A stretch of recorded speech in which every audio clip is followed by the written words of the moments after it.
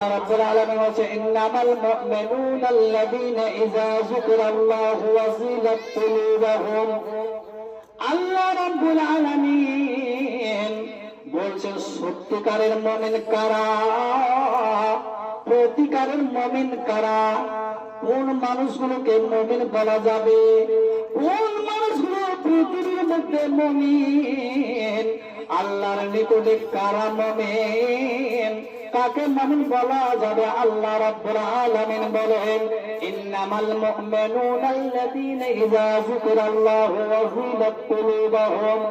আল্লাহ রাব্বুল আলামিন বলেন যারা সত্যিকারের মুমিন হবে, যারা প্রতিকারের মুমিন হবে, আসলে যারা মুমিন হবে, ঈমানওয়ালা হবে, তাদের গুণ পাঁচটা গুণ থাকবে, তাদের বৈশিষ্ট্য পাঁচটা হবে, তাদের বৈশিষ্ট্য গুণ হবে পাঁচটা।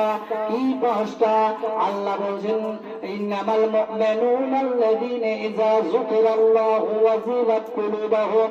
যারা সত্যিকারের মুমিন হবে, যে জায়গাতে কোরআন হাদিসের আল্লাহর উচ্চারণ নামকে উচ্চারণ করা হবে, যে জায়গাতে জিকির আজকার হবে, কোরআন হাদিসের কথা হবে, ওই জায়গাতে এসে শুনে তাদের দিলটা নুরুজুরু হয়ে যাবে, কেঁপে উঠবে, তাদের দিলটা নুরুজুরু হয়ে যাবে, নুরুজুরু হয়ে যাবে।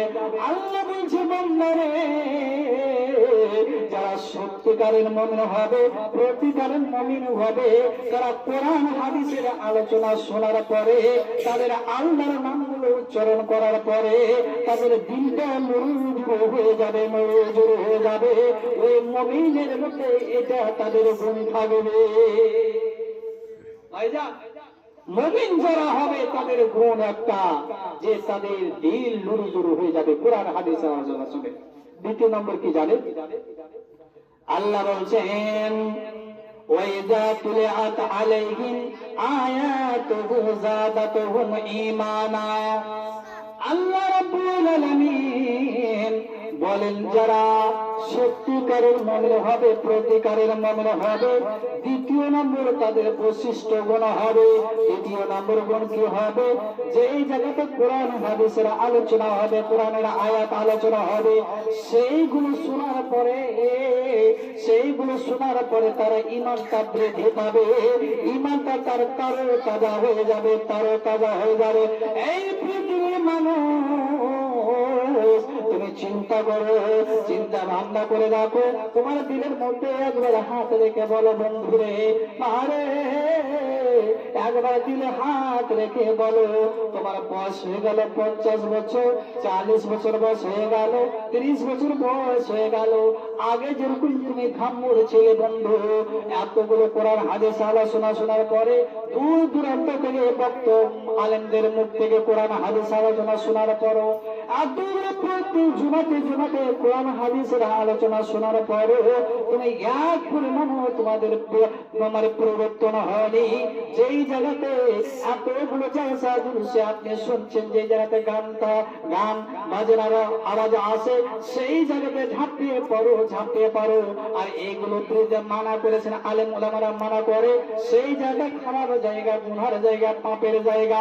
যেই জায়গাতে কোরআন হাদিসের আলোচনা হবে, ওই জায়গাটা হলো সবের জায়গা, নেকির জায়গা। কিন্তু বন্ধুরা আমার, এতগুলো কোরআন হাদিসের আলোচনা শোনার পরে তুমি এক পরিমাণ পরিবর্তন হয়নি। যেরকম সেরকমই আছো, সেরকমই তুমি তাকাব্বুরের সাথে চলো, সেরকমই তুমি বেমানি হয়ে চলো। তুমি কখনো তোমার ব্যবহারটা পরিবর্তন হয়নি, তোমার ব্যবহার পরিবর্তন হয়নি, ব্যবহার পরিবর্তন হয়নি। ঈমান যারা সত্যিকারের মুমিন হবে, দ্বিতীয় নম্বর মধ্যে কথা বললেন, তাদের কোরআন হাদিসের আলোচনা শোনার পরে তাদের ঈমান বৃদ্ধি পাবে, ঈমানটা তাজা হবে, তারা শোনার চেষ্টা করবে, আরো আগিয়ে আসবে, আর শুনবে, তারা ঈমানকে বাড়ার চেষ্টা করবে। আমাদের ঈমানই তো নাই, আমাদের ঈমান তো নাই, কিভাবে কোরআন হাদিসের কথা শুনবো? শুনে কি শুনবো? রোজ তোমার মুখে, ওই মৌলবীর মুখে তো শুনতে আছে, কি শুনবো? ঈমান নাই। মেন সমস্যা হলো আমাদের, মেন কারণটা হচ্ছে আমাদের দিলের মধ্যে ঈমান নাই, ঈমানের জাযবা নাই। যার কারণে শোনার ইচ্ছা হয় না, শোনার মন চাই না। যাদের ঈমান থাকবে সত্যিকারের মনের হবে, তারা কখনো এদিক ওদিক যেতে পারবে না। তারা শোনার জন্য ঝাঁপিয়ে আসবে, আর শুনে তারা বলবে আমি আমাদের জীবনে কি করেছি, কোন ভুলগুলো করছিল, শোনার পরে আমরা আমল করব, আমরা নেকি আরো বেশি করব, এরকম মনে হবে। ভাইজান আমার, বন্ধুগণ আমার, কিন্তু আমাদের এই ঈমান না থাকার কারণে আমাদের ঈমানে জং লেগে গেছে, আমাদের দিলে জং লেগে গেছে। এই জংকে সরার চেষ্টা করি না। বন্ধু আমার, এই পৃথিবীতে জং যদি না সরাতে পারে, তাহলে পরকালে আপনারা সুখ পাইবেন না। আল্লাহ রাব্বুল আলামিন দ্বিতীয় নম্বরটা বলছেন কি জানেন? ঈমানের জাযবা, ঈমান সত্যিকারের মুমিন তাদের 3 নম্বর গুণের কথা বলেন। আল্লাহ বলছেন وَإِذَا تُلِيَتْ عَلَيْهِمْ آيَاتُهُ زَادَتْهُمْ إِيمَانًا وَعَلَى رَبِّهِمْ يَتَوَكَّلُونَ। তারা সুখে দুঃখে যেরকম অবস্থায় থাকুক না কেন, মানুষ আল্লাহর উপরে ভরসা রাখবে, আল্লাহর উপরে তাওয়াক্কুল করবে, আল্লাহকে ভরসা রাখবে, আল্লাহকে ভরসা রাখবে। আল্লাহর উপরে বলছেন ইন্নাল্লাযীনা, আল্লাহ, তারপরে আল্লাহ রাব্বুল আলামিন বলেন যাদের ঈমান চতুর্থ নম্বর, আল্লাহ রাব্বুল আলামিন প্রতিকারের মুমিনের গুণের কথা চতুর্থ নম্বর আল্লাহ রাব্বুল আলামিন গুণের কথা বলছেন যে তারা সালাত আদায় করবে, নামাজ কায়েম করে 5 ওয়াক্ত সালাত আদায় করবে। তার পঞ্চম নম্বর আল্লাহ রাব্বুল আলামিন বলেন যে তারা সারা যা আল্লাহ যে মাল দিয়েছে, যে ধন সম্পত্তি দিয়েছে, ওই মালের আল্লাহর রাস্তায় খরচ করবে। এই খরচ করার ভয়ে মানুষ দূরে দূরে লুকিয়ে আছে। ঈমানের একটা, যারা সত্যিকারের মনে হবে তাদের একটা ঈমানের প্রমাণ হবে যে তারা আল্লাহ যে মাল দিয়েছে, যে ধন সম্পত্তি দিয়েছে, ওই মাল থেকে আল্লাহ রাস্তায় খরচ করবে। কিন্তু এই খরচ করার ভয় শুনে নিয়েছে যে আদায় করবে, পয়সা কামাই করবে, এই কারণে লুকিয়ে আছে।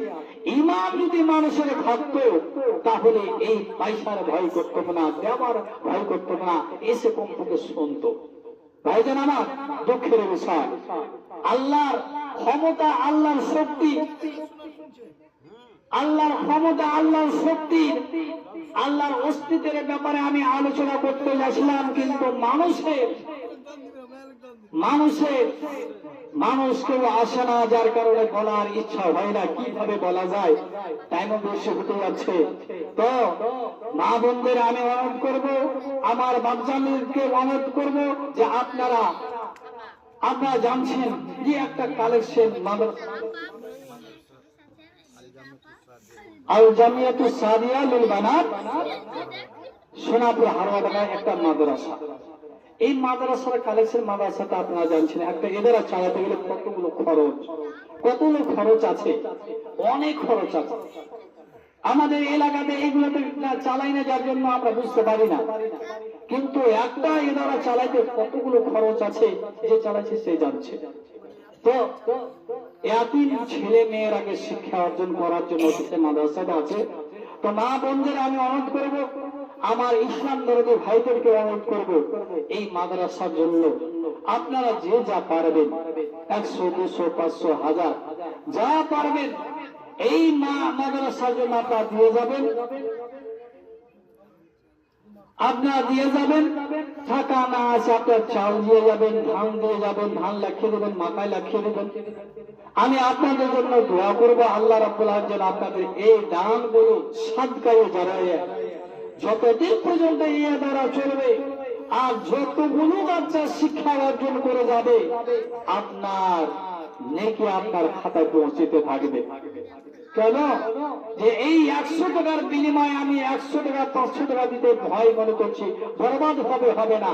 দোকানে আমরা বসে, বন্ধু যদি 5টা বন্ধু আসে, এই 5টা বন্ধুকে যদি মেলা ঘুরতে যায়, 5টা বন্ধু মিলে আমরা যদি মেলাতে ঘুরতে যাওয়ার পরে চলো কিছু নাস্তা করলে, খাবার খেতে যাই, মিষ্টি যদি খাইবে তো 100 টাকা করে খরচা হিসেবে, বিরিয়ানি খাইবে না আরো খরচা হবে, 1000 টাকা এমনি খরচা হিসেবে দোকানে বসে বসে। ভাই কিন্তু